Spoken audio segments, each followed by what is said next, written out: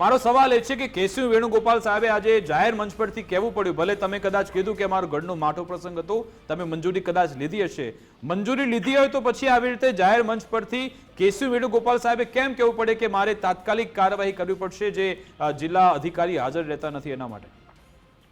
Party high command છે અને કાર્યકર્તાની સાથે કડકાઈથી કામ લે તો જ કોંગ્રેસ ઊભી થાય.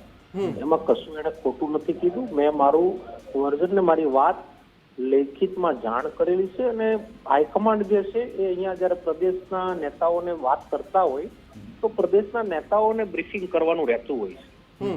કેસી વેણુગોપાલ હોય કે મલ્લિકાર્જુન ખડગે હોય કે અમારા માનનીય રાહુલ ગાંધી હોય, જયારે અહીંયા ગુજરાતમાં આવતા હોય તો ગુજરાતની અંદર પ્રદેશ હાઈકમાન્ડ અમારું બ્રીફિંગ કરતું હોય કે અહીંયા આ જિલ્લામાં આ પ્રોબ્લેમ છે, આ જિલ્લામાં આ પ્રોબ્લેમ છે, આ જિલ્લાની અંદર આ કાર્યવાહી ચાલી રહી છે.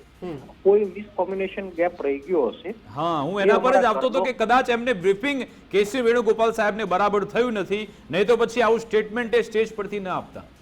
મારા ઘરનો મામલો છે, ઘરનો મામલો એટલે કોંગ્રેસ પરિવાર એ પણ મારું ઘર છે અને મારી ઘરની પરિવારની સ્થિતિ ખૂબ જ કપરી હતી. 2 મહિનાથી હું ડીએક્ટિવ હતો. એના પાછળના મારા હોસ્પિટલના કારણો હતા ને મારા પરિવારથી વિશેષ મારા માટે કઈ ના હોય શકે. મારું જોઈન્ટ ફેમિલી છે અને પરિવાર માટે સંપૂર્ણ સમર્પિત રહેવું એ અમારા વડીલોપાર્જિત સંસ્કારો છે. હું પરિવાર સંભાળું અને કોંગ્રેસ પાર્ટી પણ મારો પરિવાર છે. પણ જયારે હોસ્પિટલ મેટરનો અમે સામનો કરતા હોય 2 મહિનાને બાદ કરતા ગુજરાતની અંદર કોંગ્રેસ પાર્ટી માટે કોણ લડ્યું છે, ગુજરાતની જનતા માટે કોણે સામનો કર્યો છે, કેવી લડાઈ લડ્યો છું, જેના ખુલાસાઓ આપવાની મારે જરૂરિયાત નથી.